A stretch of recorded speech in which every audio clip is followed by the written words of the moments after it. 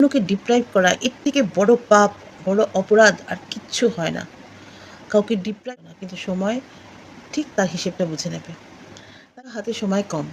এই মৃত্যুগুলো থেকে যেন আমরা শিক্ষা নিই, আর যেন আমরা কিছু ভালো কাজ করতে পারি। একজন পিওর সোল হয়ে উঠতে তো কোনো আপত্তি নেই, তাই না? Life is unpredictable. এই ভিডিওটা করছি অবশ্যই একটা অকাল মৃত্যু নিয়ে। গতকালই আমরা যে খবর পেয়েছি অভিনেতা রাহুল ব্যানার্জি, তার অকাল প্রয়াণকে ঘিরেই এই ভিডিও। কিন্তু আমি ঠিক ওই বিষয় নিয়ে যাচ্ছি না যে কেন মৃত্যুটা হলো, কী ঘটনা, কোনো কনস্পিরেসি ছিল কিনা, কোনো এটা কোনো হঠাৎ করেই ঘটে যাওয়া কোনো দুর্ঘটনা কিনা, না, ওই বিষয়ে আমি একেবারেই কথা বলতে চাইছি না। আমি সামগ্রিকভাবে আমার কিছু ভাবনা বন্ধুদের সাথে শেয়ার করতে চাইছি। গতকাল থেকে আমার মতো অনেকেই কিন্তু এই খবরটা পেয়ে একেবারে হতভম্ব হয়ে গেছে। খুব স্বাভাবিকভাবে আমারও তাই। ভাবতে পারিনি দুদিন আগে তার একটা লাইভ সম্ভবত, সেই লাইভটা দেখেছি, আর দুদিন পরেই শুনছি যে সেই লোকটা হঠাৎ করে নেই। জীবন ভারী অদ্ভুত, তাই না? এক্ষুনি আছি, কখন যে একদম এইভাবে ছুটি হয়ে যাবে আমরা নিজেরাও জানি না। আমি যেটা বলতে চাইছি যে এই যে এক একটা ছোট ছোট ঘটনা হয়, এখান থেকে কি আমরা কোনো শিক্ষাই নেব না?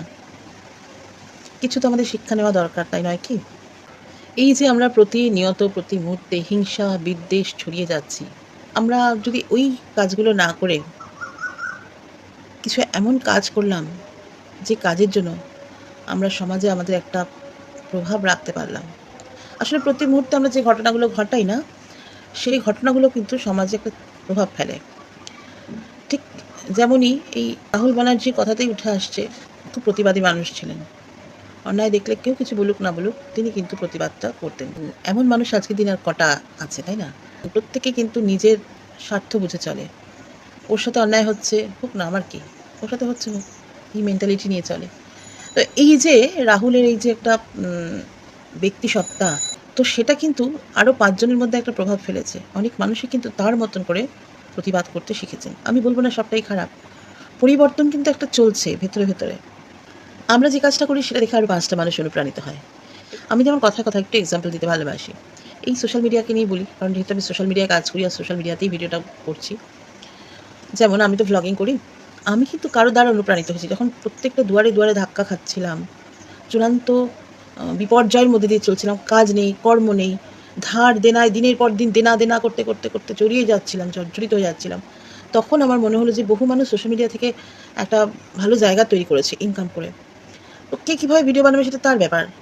তো আমি যদি আমার যেটা আমার পক্ষে পসিবল সেরকমভাবে যদি আমি ভিডিও বানাই, কারণ আমার পক্ষে ডেলি ভ্লগ করাটা সবথেকে সহজ ছিল।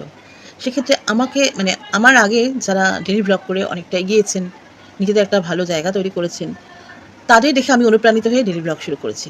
এখন আবার আমি যে ভিডিওগুলো বানাই, সেই ভিডিও দেখে অনেকে অনুপ্রাণিত হয়ে ভিডিও করছেন।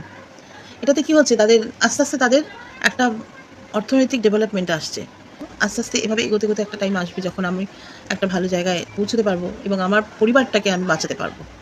আজকে এই দুর্মূল্যের বাজারে যেখানে কাজকর্ম নেই, সেখানে যদি এরকম একটা জায়গা পাওয়া যায়, কাউকে দেখে অনুপ্রাণিত হয়ে যদি আমরা নিজেদেরকে ডেভেলপ করতে পারি, ক্ষতি কী? এরকমই মূল প্রসঙ্গে চলে আসি।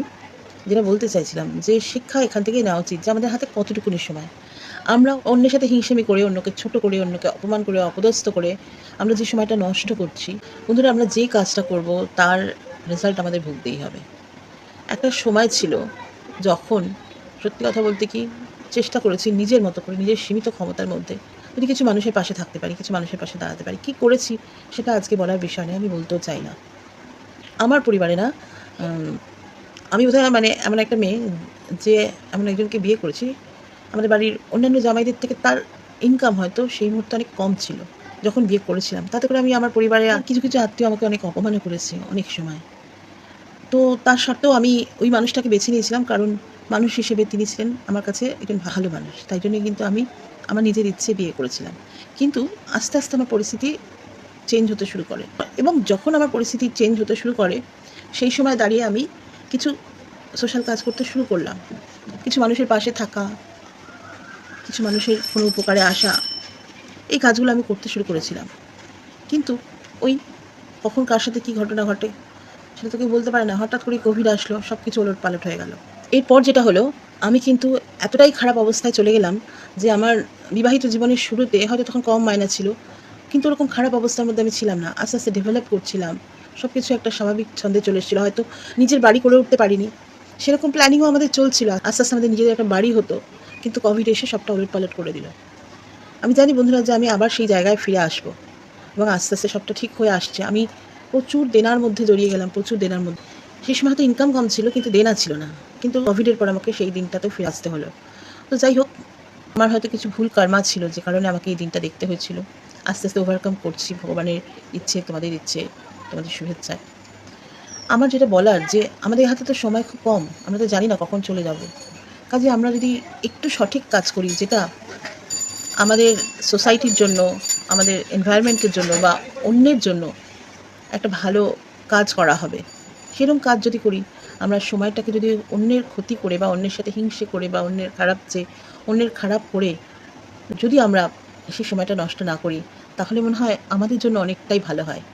এটা একটা বড় শিক্ষা, যে আমরা এরকম অনেক ঘটনাই দেখেছি। হঠাৎ করে আকস্মিক, এই কিছুদিন আগে জুবেন গার্গ, তার মৃত্যুটা এরকম আকস্মিক ছিল। এই মানুষগুলোরও তো নিশ্চয়ই কোনো স্বপ্ন ছিল, কোনো প্ল্যানিং ছিল, সেগুলো ফেলে তারা চলে গেলেন।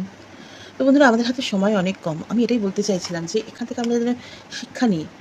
অন্যের সাথে অন্যায় করার আগে, অন্যের সাথে হিংসে করার আগে, খারাপ করার আগে, অন্যকে ডিপ্রাইভ করা, এর থেকে বড় পাপ, বড় অপরাধ আর কিচ্ছু হয় না। কাউকে ডিপ্রাইভ করে তুমি কদিন সুখী হবে? একটা টাইম, সময় তোমাকে ছাড়বে না। সময় কিন্তু তার বোঝাটা ঠিক বুঝে নেবে। যেই মানুষটাকে তুমি ডিপ্রাইভ করলে, সে হয়তো তোমার কিচ্ছু করলো না, তোমার কোনো ক্ষতি করলো না, কিন্তু সময় ঠিক তার হিসেবটা বুঝে নেবে। তাই বলছি বন্ধুরা, হাতে সময় কম। এই মৃত্যুগুলো থেকে যেন আমরা শিক্ষা নিই, আর যেন আমরা কিছু ভালো কাজ করতে পারি। একজন পিওর সোল হয়ে উঠতে তো কোনো আপত্তি নেই, তাই না? ক্ষতি কী? বন্ধুরা, প্রয়াত অভিনেতার বিদেহী আত্মার প্রতি আমার শ্রদ্ধা জানাচ্ছি এবং তার আগামী যাত্রা যেন শান্তির হয়, এই প্রার্থনা করছি।